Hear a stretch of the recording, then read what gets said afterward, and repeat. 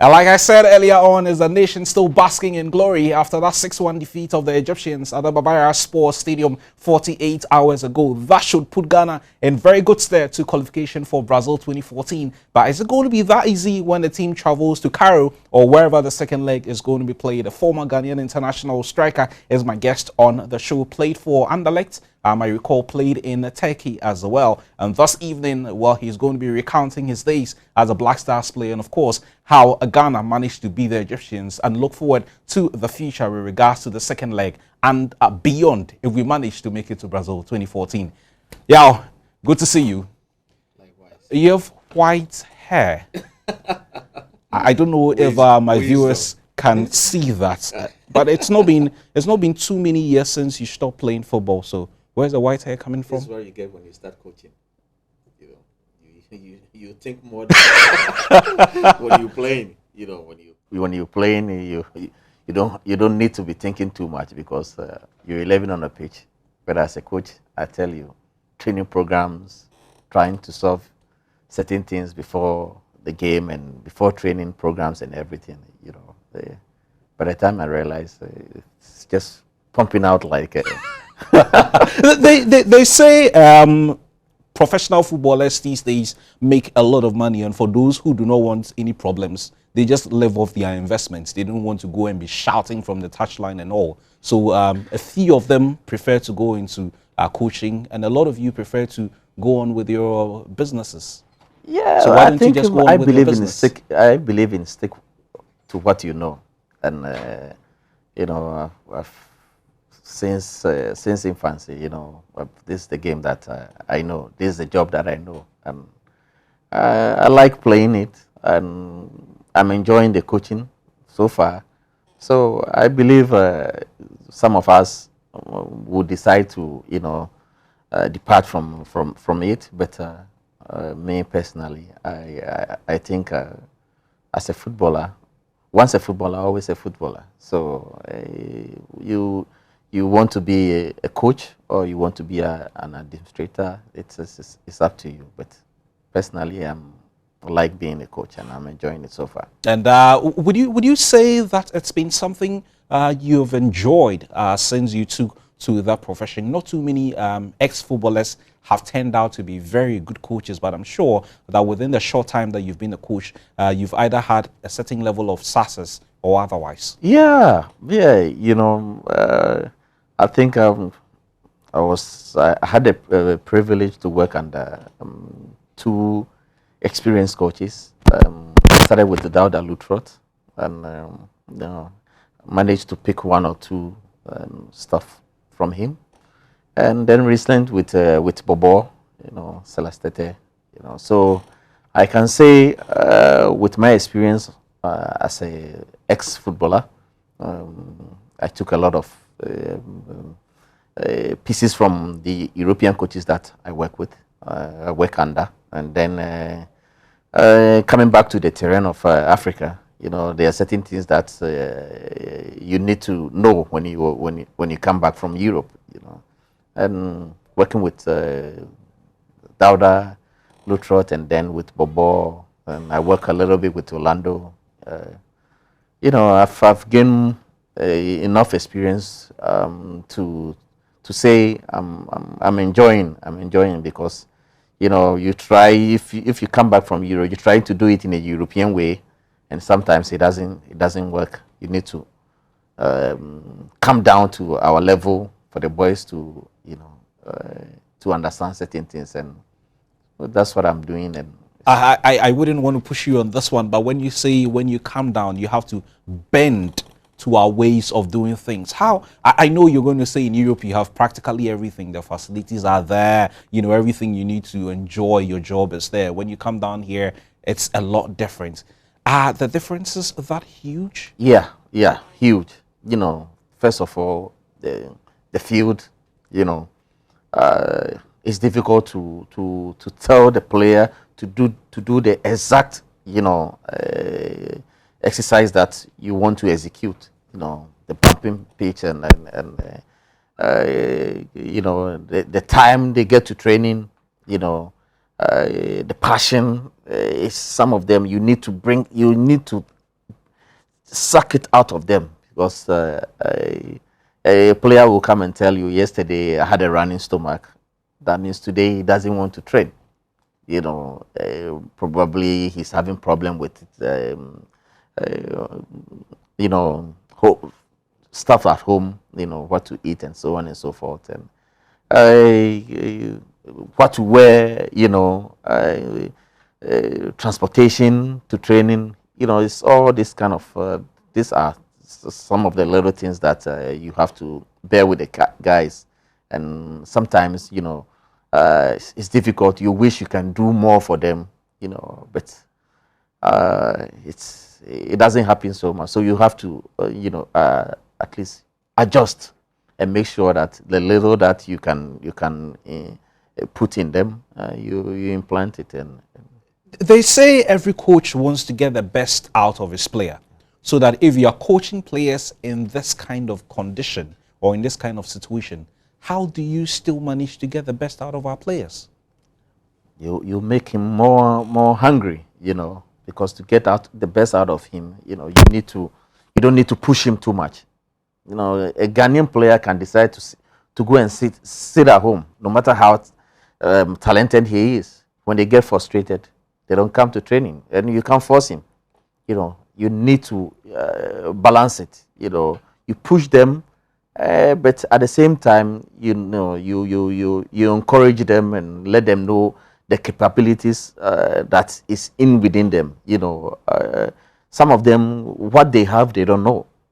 But unless you tell them, and from my you know, experience in outside the country, if you're able to talk to them, they listen, because I was once like them.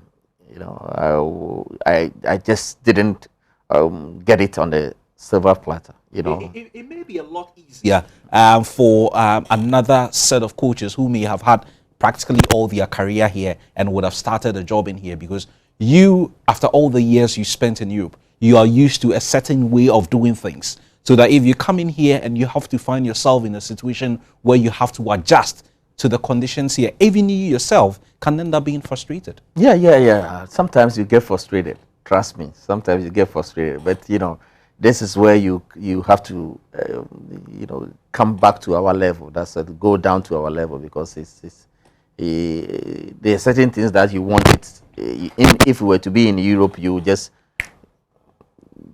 snap and it's there. But here, you need to change certain things. Make sure you psych the boys very well for them to understand where you are coming from and where you want to take them to.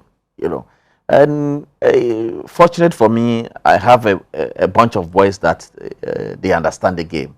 They understand what I'm talking about. So they feel like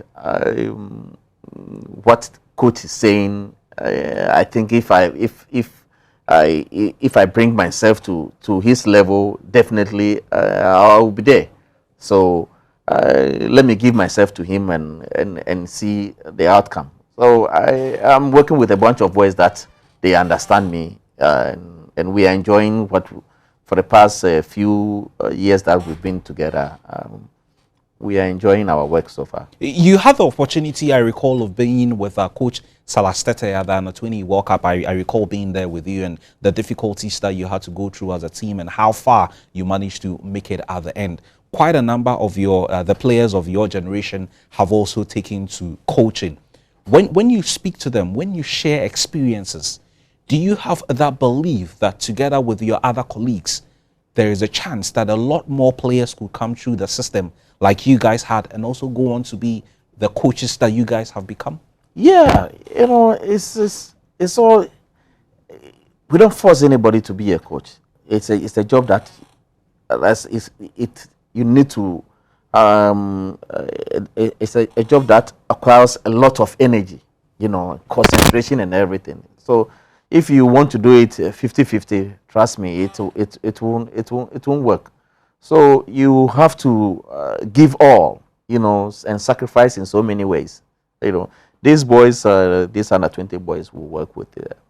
Fortunate, we go to it. Sometimes when you're talking, they think you are just talking for talking's sake. But when we got to Turkey, they realized, from the fans and everybody that we've been here, we've done that. When they were mentioning the likes of Kennedy or Augustine Info, Sam Johnson, everywhere we go, Preco, that's my name there. Preco, and they started. Hey, coach, yeah, you did it here. You were also popular. I keep telling them, brother, if you give all out, by the time you realize, by the end of the tournament, you will also get your daily bread not from cedis, or from dollars or from euros. And recently, I just had a call from about I think 2 weeks ago from Ashia Kennedy.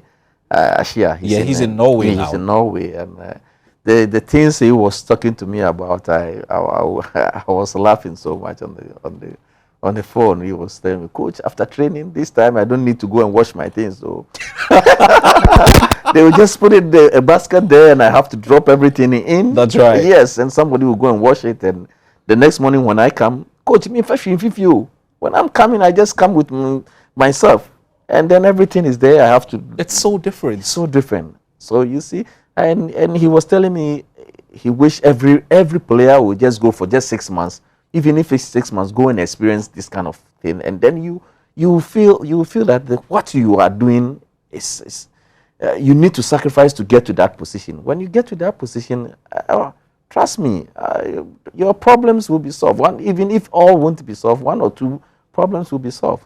And I'm happy, some of them are gaining that experience because if you struggle on this sand, these pitches and bad pitches and everything, and you don't get to Europe, trust me, you won't have the feeling of football. You enjoy the feeling of football, but at least if you're able to get a year or 2 years contract, and then when you come back, you will see that you enjoy football, because when you come back, you want to go back again because of what you've seen there. But if you've not seen it, that's right. You take football for granted. But trust me, there's a lot out there that these up-and-coming guys can go and enjoy. You mentioned quite a number of players, and it struck me that almost all the names you mentioned are played in Turkey at some point.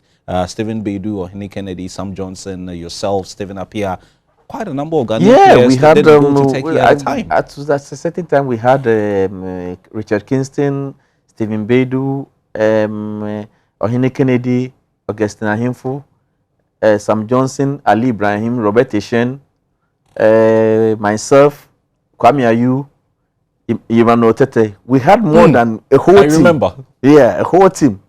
And we were all regular, not bench warmers. We were all regular in our team.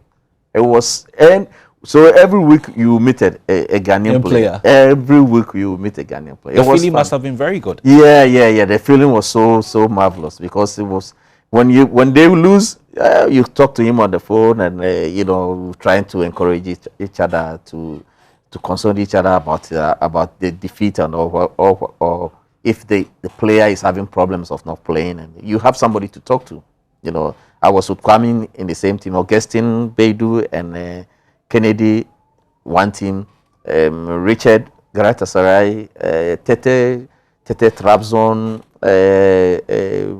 Ali Ibrahim, Robert Eshen, Gaziantep, so everywhere you see pair or 1-1, it was fun. It was the 90s, Turkey was really fun. Do you get the time, depending on where you find yourself, to share these experiences with the current generation? It depends. When I meet a player that's, a current player that want to know, want to listen, I have it in my knee. I'll take it and experience it with him. But if the person is not really interested, you don't force to bring it out. If you ask me questions that you want to know, how is Europe, how is European life and everything, I will let you know. Look, when we went to Turkey, this boy, this top striker from this under 20, Asifua can come to you, coach. He'll come to you. You come Abuchi life to say, Abuti bedo. Say as a problem she abuti dey too. You know, they would, some of them, they are curious. They want to know, I tell them, look, guys, this is your life. Oh. After this, what are you going to do? If it doesn't work for you here, my brother, you won't go back to school. You want to go and be, excuse me, fitter or organizer, or this is your job. So if you're doing it, give all. We've been there. Look, started from under 17. We're way back in military academy. We're sleeping on the iron bed, and the mattress is as thick as that. Very small. Yes. Kojofiano will tell you all about that. So, but you feel there's something ahead of you that you want to achieve. We had we had to sacrifice, but because there's always light at the end of the tunnel. So when you are in, you give, no matter what comes your way, you don't have to give up. Yeah, we're going to be going for a short break at this point, but for a lot of Ghanaians watching you today, for my generation who saw you on TV, it's good to say a word or two about you. But for those who may not have seen you at all and thinking, he was just one of those players who had the opportunity to go to Europe and he's sitting here talking big English. Yeah. I'm sure you would have, one or two experiences that you would want to share with them before we go out on a break. You get the opportunity to play for a club like Anderlecht, or you play in Turkey. Someone would say, what is so special about it? Fortunate for me, I left to Turkey 1990 after 1989-90 season with House of Oak. I left to Turkey, and I developed in Anderlecht. I was not rushed straight into the first team to put pressure on myself. I started with the youth team, so I learned European football, how it's played. Because when I was playing here, I was the rush, take the ball to the wing and pull out. Take the ball to the wing and pull out. Then when I got to Europe, I got to realize that it's not like that. Take the ball to the wing, raise your head. If there's somebody there, before you pull out. You get it.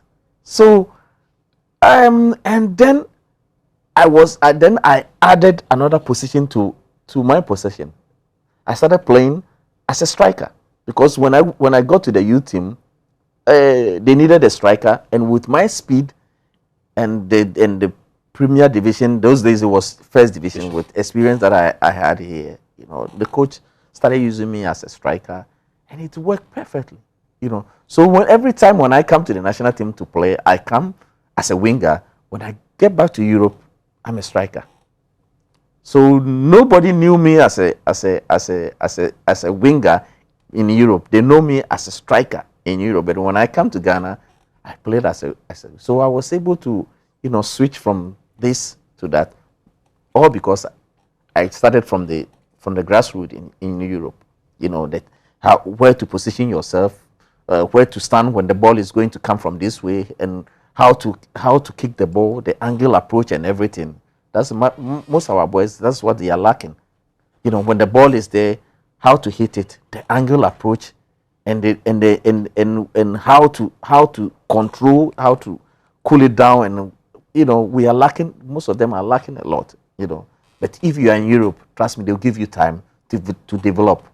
Yeah, there is not going to be any pressure on you, because they know you are coming from Africa. What we are teaching here is different from what they are. So if you get the privilege to go to Europe as a tender age, trust me, it will help you a lot.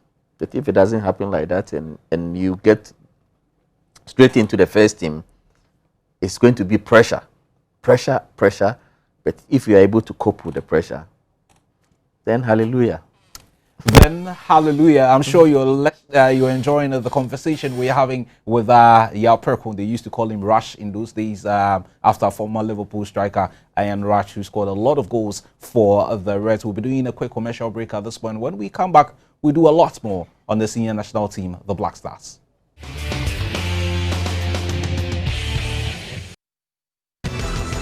Hi, my name is is Nathaniel Atto, and I'm host of Sports Today on the Joy Sports channel on Multi TV. It's exciting and it's action-packed as we bring you all the compelling sports stories here in Ghana and also internationally. Between 7 a.m. and 8:30 a.m., it's every putt, every medal, every punch, every trophy, every card, and every kick right here on Joy Sports on Multi TV. Whether it's on the pitch or in the ring or on the racetracks, you know you have every reason to join me. It's Mondays, Wednesdays, and Fridays. It's all action-packed and it's all exciting. My name is Nathaniel Atto, and I have love for sport.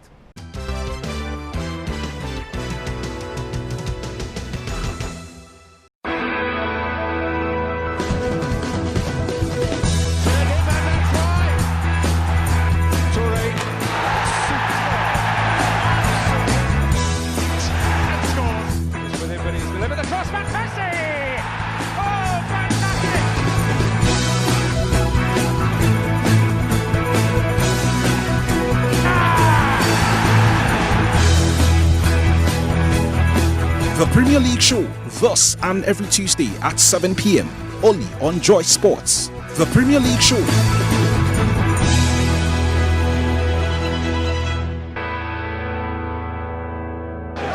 Distance out. Hasn't deterred him, and that's why. Him taking on Clichy. Campbell! And Goodison! Cardiff City's first Premier League goal! Lampard for Barr. 1-0 Chelsea. Oscar. Whittingham then. Oh yes! Joe Hart in no man's land. Great. So crashed into the crowd. Willian! Oh, welcome! Welcome to the Barclays Premier League. Another free header and another goal. And again it's Fraser Campbell.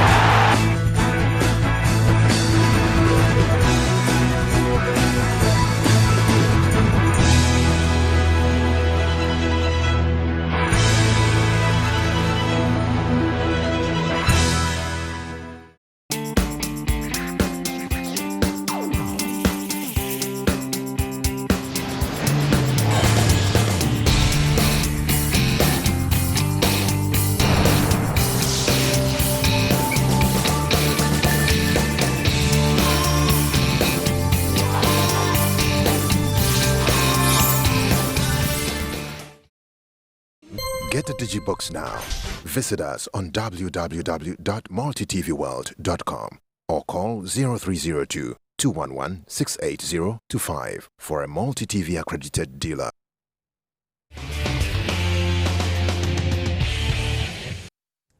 You're still live on Joy Sports on Multi TV. This is Sports Night. Our former Black Star striker Yao Perkun is my guest on the show, and for a lot of Accra Heart of Oak fans as well, I'm sure they will be recalling those glorious days he had with the club. Yao, I understand you were in Kumasi for the game against the Egyptians. Yeah. Now, before this game, a lot had been said about the squad, the players who were called, the absence of certain players, and how it was going to affect the team.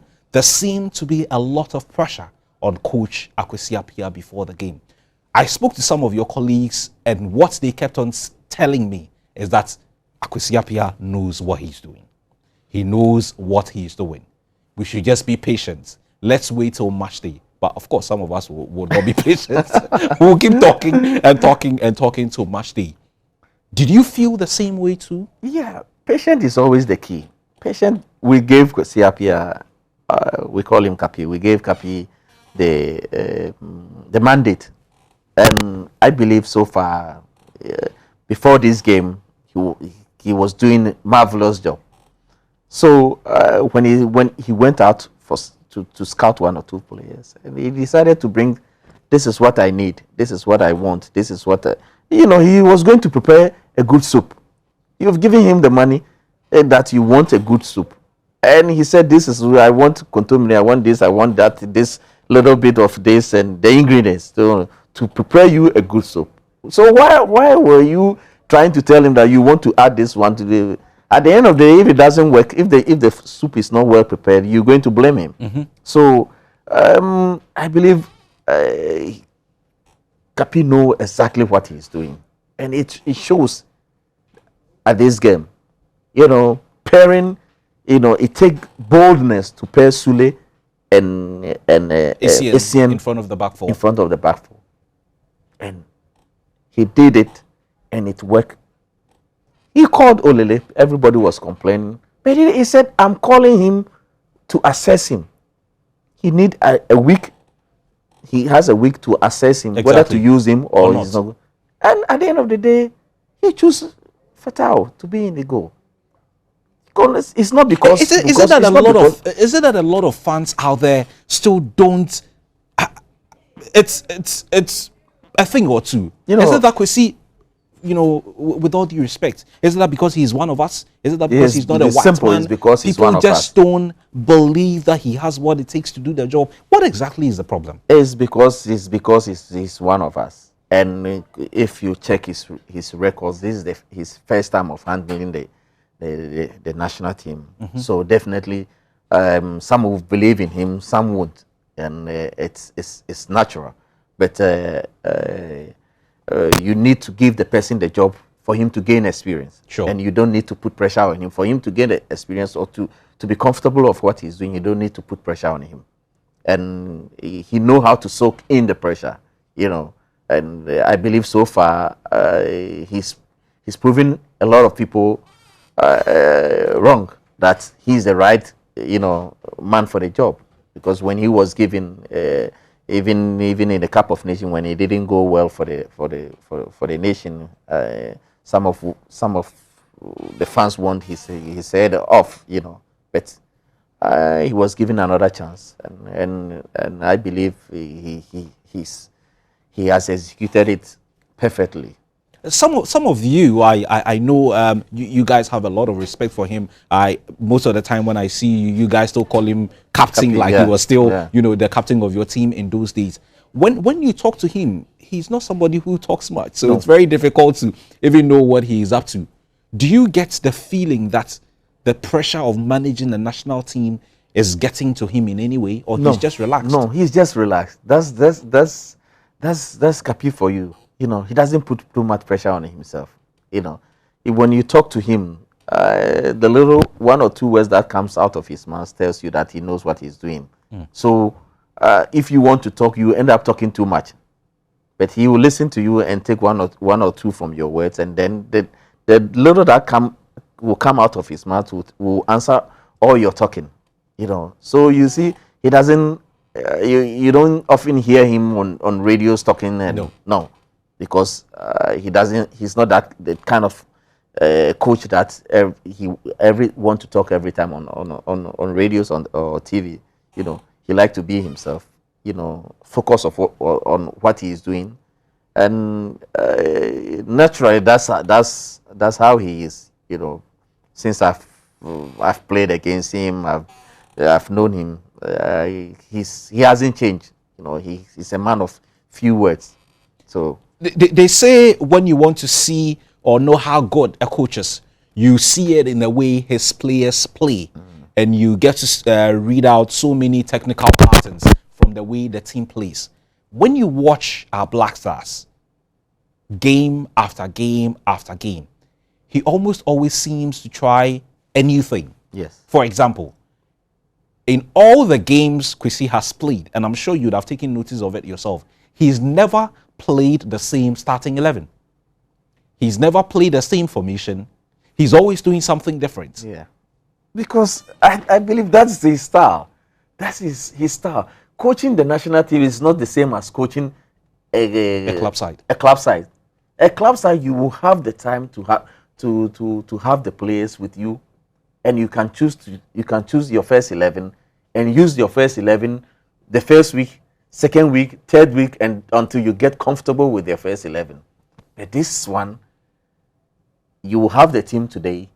The next time somebody will be injured or somebody will be out of form, so you need to change the style or change the system that you want to play.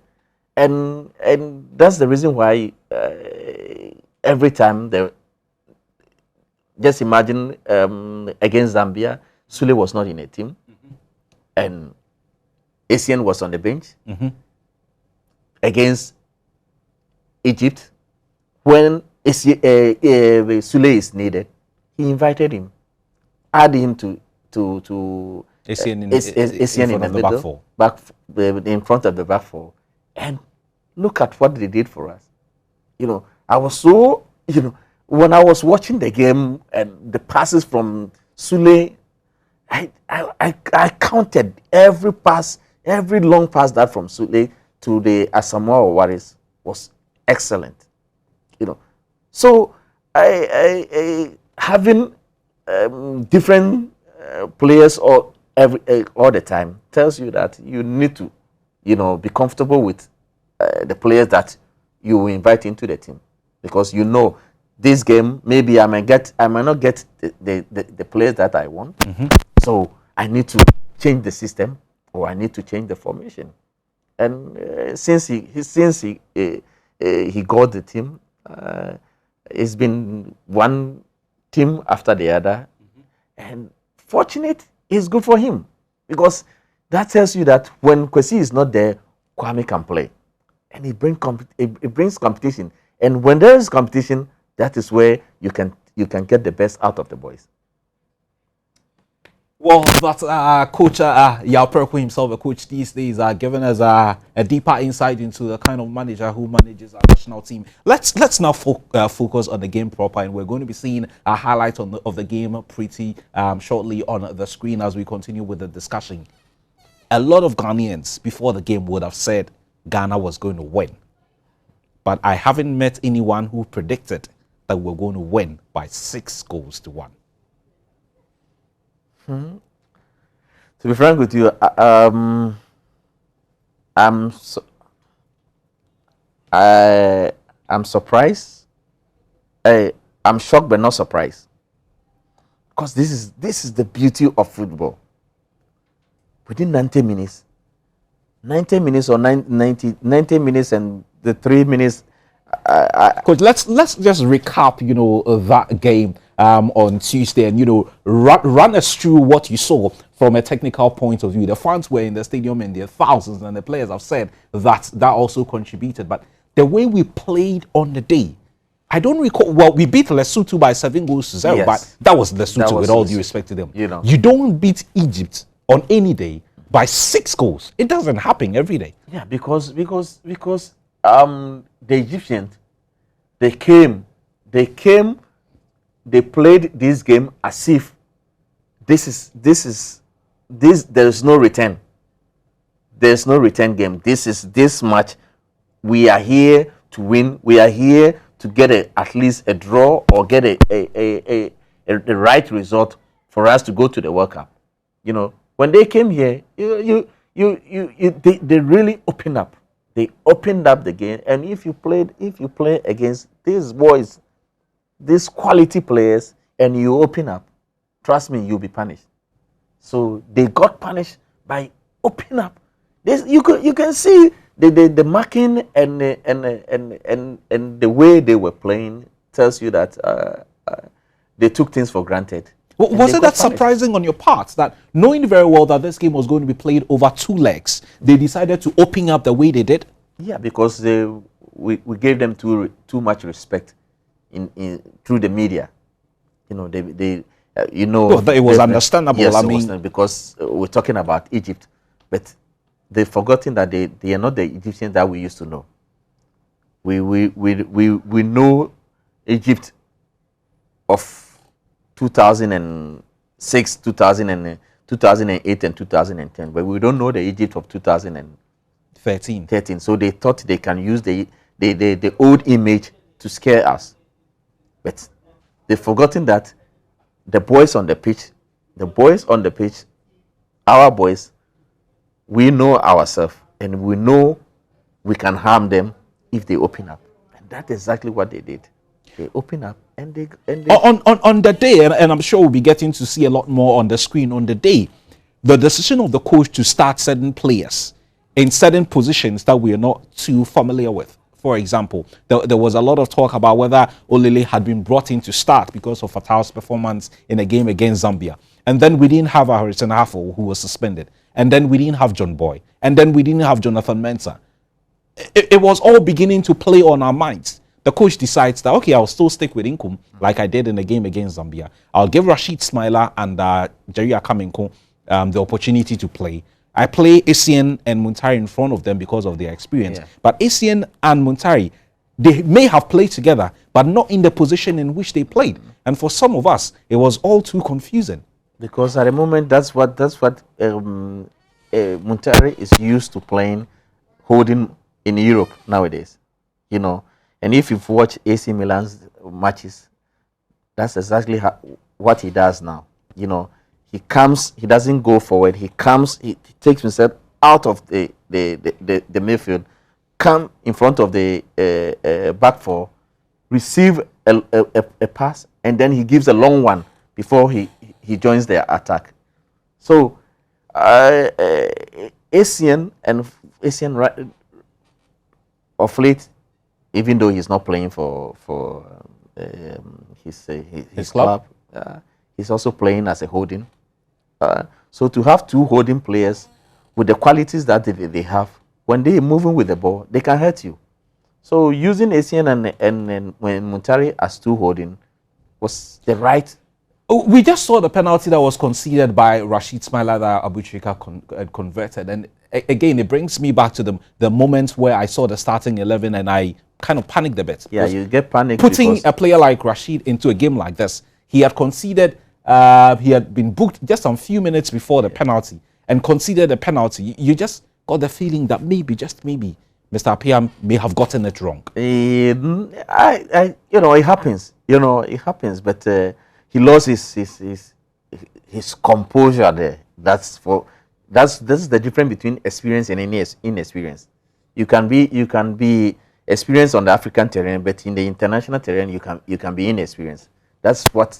But if he's playing in this kind of game, that's where he will gain the experience. So he won't be committing this kind of mistakes in the near future, because he will be talked to after the game or at halftime. He will be talked to. Look, mind your tackling, or when you go in on them, this is how they play. You gain experience in playing against the Arabs, because this is how they play.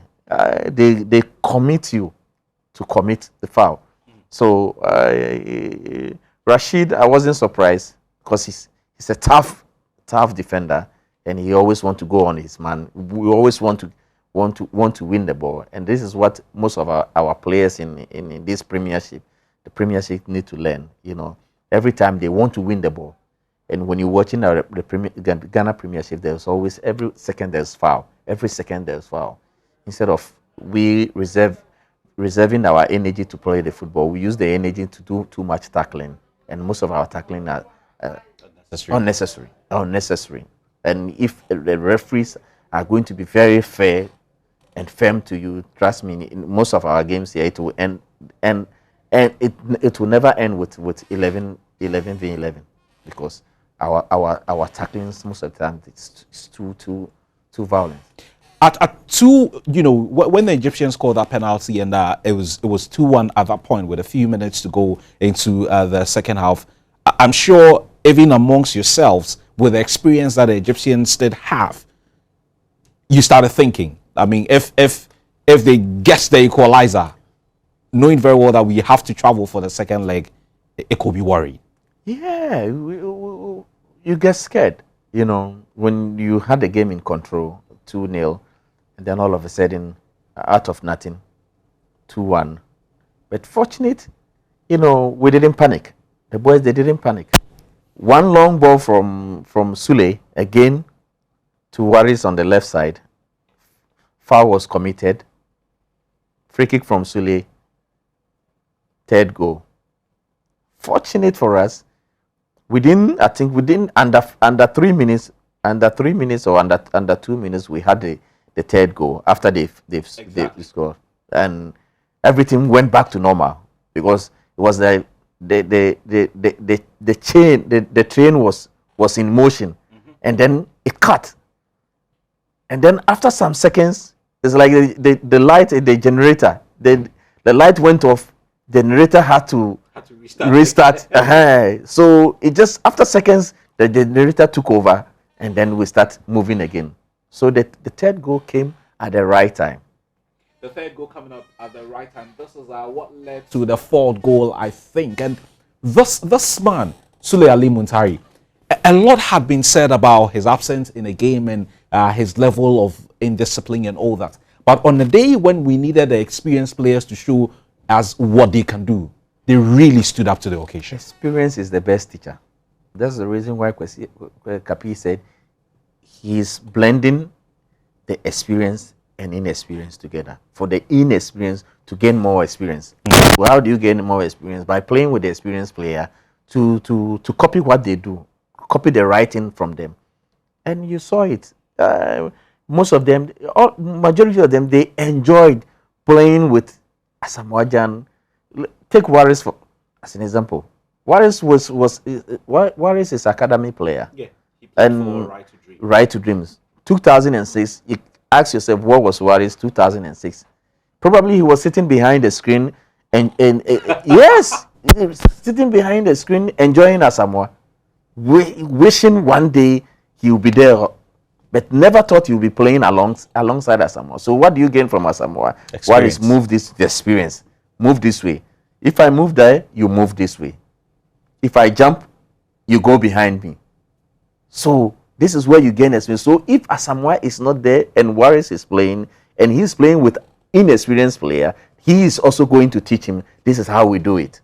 You get me? How does that work on the field? They say Communication. footballers have their own language. Communication. Sometimes you don't even talk, but you know what you have to do. How do you do it? You know, when you move together, it's like you and your buddy. When you move together often and he's not around, you know exactly where he is. I know at this time he'll be watching football, or at this time he's with his girlfriend, so I don't need to disturb him. At this time he'll be in the office.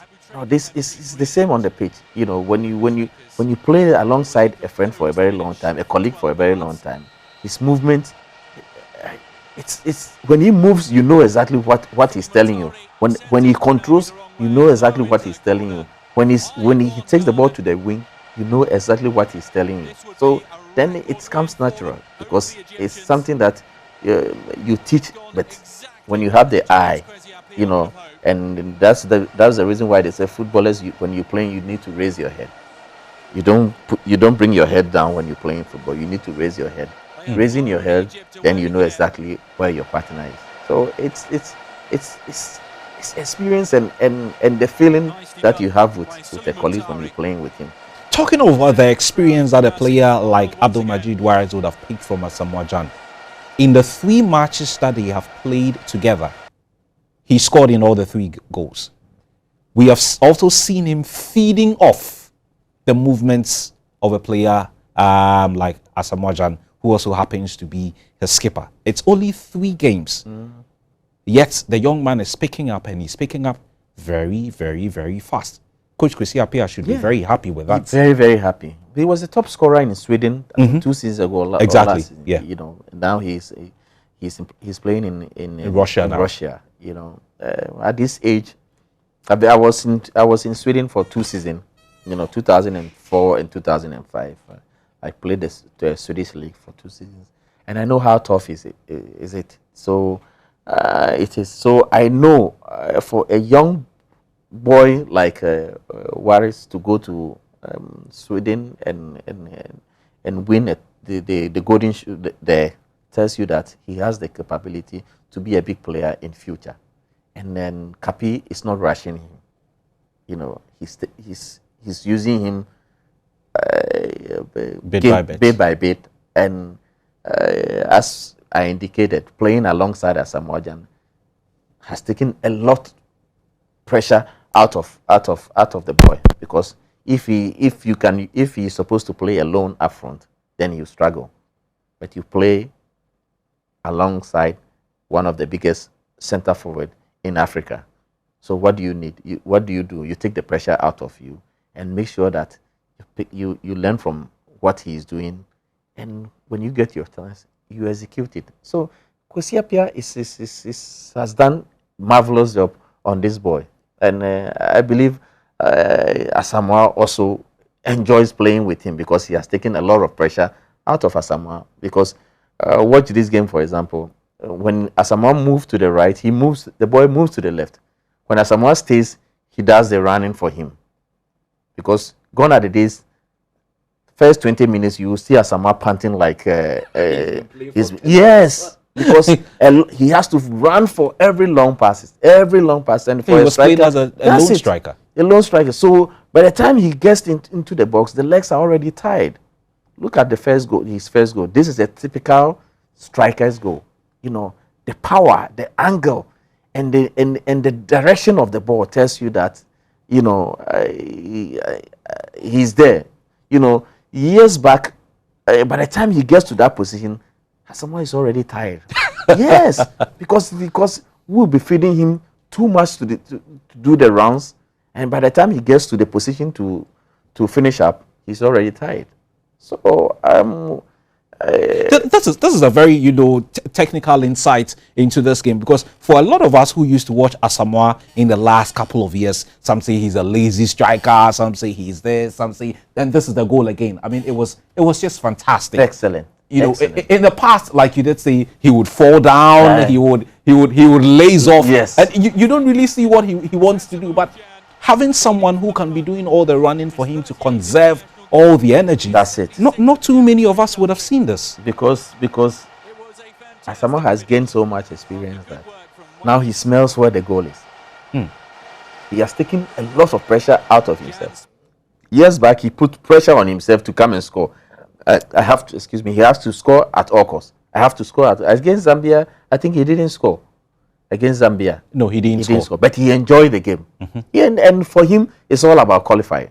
Years back, Asamoah say go, then he's forced to score. But for him now, as a captain, and he feels like gone are the days when I'm playing, I have to score, but I have to contribute. The most important is I have to contribute to make sure that we get the victory. And that is the reason why he's enjoying his game so far.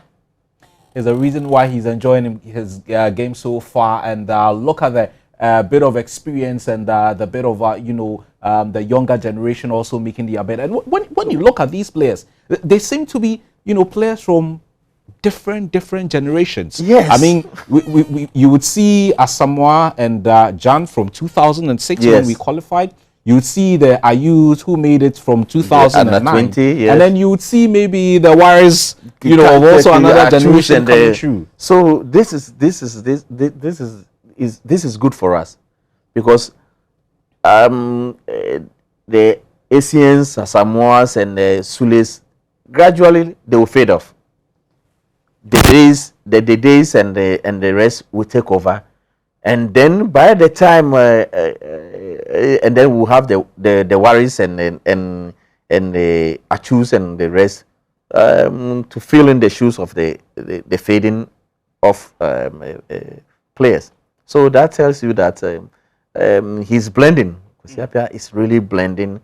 But by the time the experienced players fades off, the new ones, the Dedes and the Warriors, will be comfortable to carry the flag of Ghana. Yeah, we're going to be going for a break shortly, but before we do, you look at players who did not even get on the score sheet, like the Andre Ayus, and the energy that they exert on the pitch, playing with a lot of commitment, playing with a lot of passion. You look at a player like Christian Achu coming in and scoring that wonderful goal that he did score. You look at the team and you'd say, we have a very good team. If we qualify going into the World Cup, they can only get better. Do you see the team? Yeah. When you get to this stage of the competition, it's all about teamwork. It's not. It's a team, not individual. It's all about teamwork. You need to be well organized, and everything you do should be, in a bog for you to understand where you are going. And I think they are mature enough to know that the ultimate is Brazil, not what they are doing here. Here, it doesn't matter who scores. this one will score, this one will score, this one doesn't score. It's all about there's not going to be a goal king here. There's going to be a goal king award here. It's all about the team qualifying for the World Cup. It's one goal. What is the goal? It's to qualify for the World Cup. So let's give a support to whoever is on the pitch. That's exactly what they're doing. If I'm not on the pitch and I'm even sitting in the stands, I know when the team wins, I'll get my part. What is going to be my part is if the team wins and we qualify for the World Cup, I'll go to Brazil. Being part of the team is enough. So the support that the boys, the energy support that comes from each other is phenomenal. And that's what you need when you're on the pitch and you look at the bench, and you miss a goal, or when you score a goal, when you see the reaction of your colleagues on the bench tells you that, my brother, we are a team. Sometimes you'll be playing, and when you look at the bench and you miss a goal, you can see your colleagues throwing their hands. That's right. Telling you that I could have done better. Or you see a colleague sitting there chewing the nails. He doesn't care about what you're doing on the pitch, But sometimes when you watch the bench and you see the eyes, you see your colleagues that they edging you on. Yes, clapping, edging you, like you said, they edging you on. They want to tell you that, come on, guys, doesn't matter your mistake, we can still do it. And it tells you that he is not forcing to come and take your place. He's telling you that forget about the mistakes and carry on, because he knows you have the capability to do it again. So it's the energy, the energy when they are on the pitch, they feel it. They feel those on the bench. Even the fans, the players, they can feel the energy that we have the backing of everybody around us. So let's give our 100%. So let's give our 100%. We're going to go for our final round of commercials. When we come back, we'll start a build-up to the second leg of that game between Ghana and Egypt.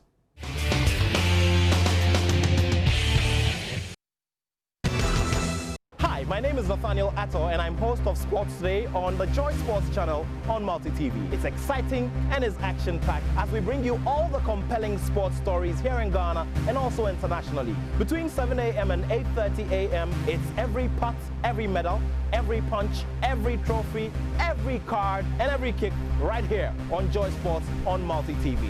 Whether it's on the pitch or in the ring or on the racetracks, you have every reason to join me. It's Mondays, Wednesdays, and Fridays. It's all action-packed and it's all exciting. My name is Nathaniel Atto, and I have love for sport.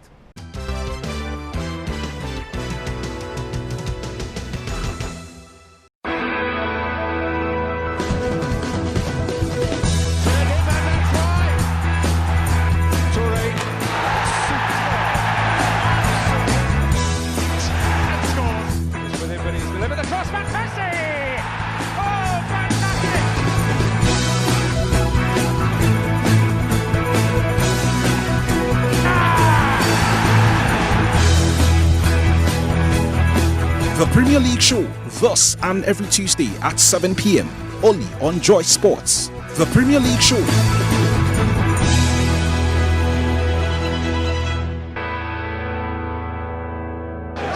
Distance out. Hasn't deterred him, and that's why. Him taking on Clichy. Campbell! And Goodison! Cardiff City's first Premier League goal. Lampard for Barr. 1-0 Chelsea. Oscar. Whittingham then. Oh yes!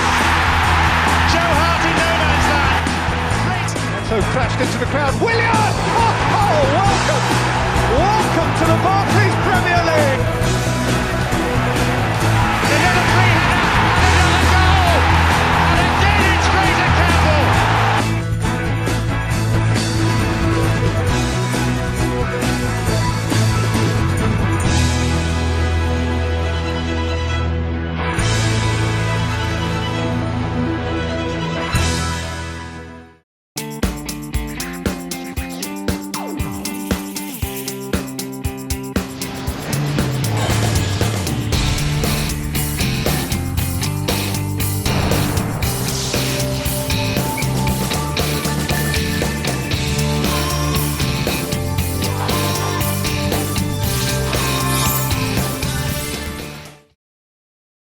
Get a Digibox now.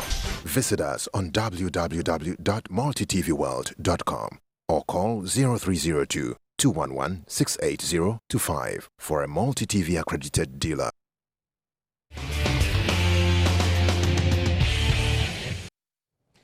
We are back for the final leg of the program. Rashberko is my guest on the show. In the segment gone past, we look at the performance of the Black Stars in that game against Egypt. Someone would say the scoreline is very much on the higher side, and the chance of the Egyptians beating us to Brazil is even a non-starter. But he being a professional footballer, I'm sure he would have his views and thoughts about that.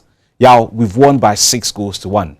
For me, we have one leg in Brazil already. But you have played football at the very highest level. What is the chance of the Egyptians coming back to defeat us and qualifying at the expense of Ghana? Is it possible? In football, it's always possible. In football, because 90 minutes can bring a lot. 90 minutes, a lot can happen within the 90 minutes. All we need to do, we need to be cautious. The concentration we use against them here, we don't need to lose it. We need to build the same concentration, because until the fat lady sings, trust me, a lot can happen. Because within 45 minutes, within 45 minutes, 3 or 4 goals can happen. Do you believe in that? Well, it's possible. Yes. We think it's not possible. When you check the team we have, the materials we have, with concentration, there's no way they can beat us. If we focus and we were prepared, trust me, they can't beat us. We might end up beating them there. But football is a funny game. 1 + 1 in football is never 2. So we need to be cautious. That's all. We need to be very, very cautious. What can possibly go wrong? I mean, like you did say, the first leg we concentrated for 90 minutes. What could make us lose? Just losing concentration? It has nothing to. It's complacency. Complacency is a disease that you don't want to happen to your players when they are on the field of play. Complacency, because you can concentrate for 80 minutes, 79 minutes. The last 10 minutes can be hell for you. Trust me, the last 10 minutes can be hell for you. So you need to, in a game like this, you need to focus. You need to be 100%. Be on the pitch. Everything should be out of your mind. Make sure that the referee has whistle for the final whistle on before you can rest, because they never thought we will beat them 6-1 here. Never in our wildest dream that we will beat them 6 here. We thought it's going to be 3-1, 3-2, or 4-1. 3-0. Yeah. Even when they scored, when it was 2-1, I was thinking, okay, if we're able to get 3-1 or 2-1, it's fine. It's fine, I was asking for just a win when we played them, because I said there's no way they can beat us here if we beat them. So even if it's 3-2 or whatever it is, we just need a win here, and it's done. That's from my point of view, because I know we have the materials, the arsenals, that when they get to when they're playing away, they are very good at playing away. If you check our records, these boys, when they're playing away, the pressure on them is lesser, and they'll give you what you want. After losing to Zambia, we realized that we can be hurt when we're playing away. So the concentration has changed when we're playing, and we got a good result in Sudan, in I think Lesotho or whatever. Yeah. Before this game. So we can't be beaten there. We can't be beaten, but we just have to be cautious. We have a month before the second leg is going to be played. Between now and that time, what should Mr. Appiah be doing? I think I think what he was doing before this game, you know, you never change the route you took before this game. You know what he was doing, what he did in terms of the criteria to select the right players. I believe he's going to use the same criteria because he doesn't need to do a lot because we have just 1 month, 4 weeks before and he's going to be in Egypt. So the pressure is going to be different because of the war and everything. So we need to psych the boys up because of what is going on in Egypt. You know, nobody likes to go to a country where there is a route. That's right. So at the back of the boys, you know, there's going to be a little bit of jittery and stuff. But I believe we have a good psychologist to do that work. I remember we went to 96. We went to what's the name? Liberia. You know, we beat them 2-1. When we got there, you know, there was total darkness. You know, we got there in the evening, and it was the army car that came to the airport. You know, yes, you know, the Ecomoc, the Ecomoc people were there. You know, they came to the tarmac. You know, that's where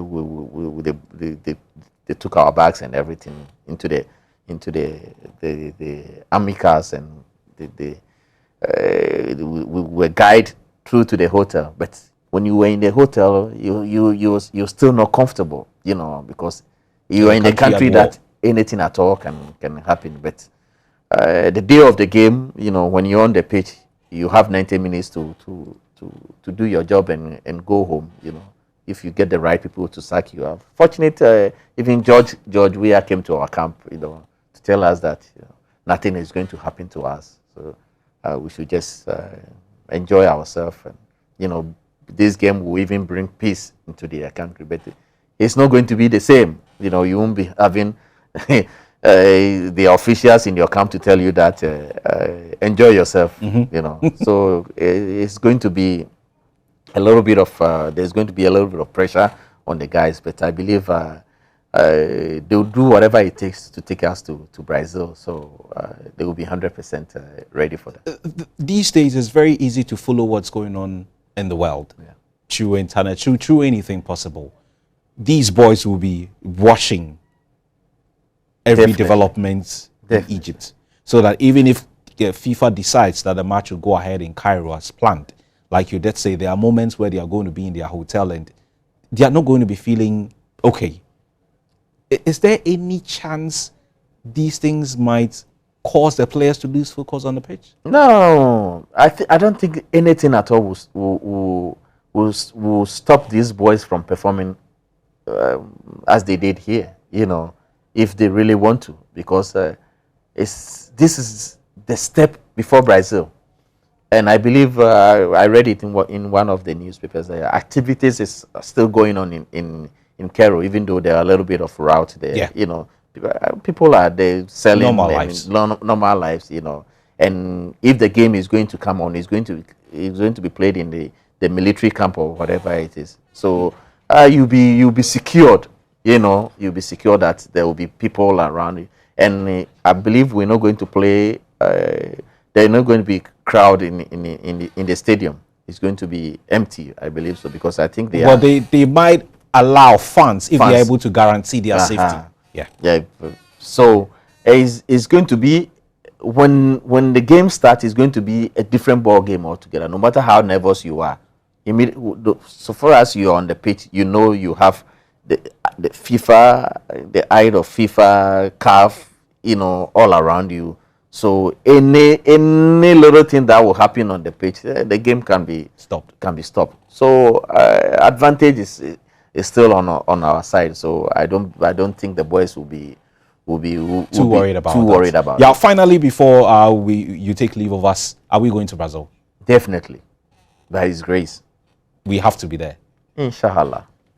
Yeah, thank you so much for making time to pass to our studios. And for you out there, you heard the great man himself. He says, God willing, we are going to be in Brazil. We have a month to prepare for the game on November the 19th. So it's a little more time for the coach to look around and pick the right set of materials for this game. And God willing, in June next year, we're going to be in Brazil. Thanks for watching.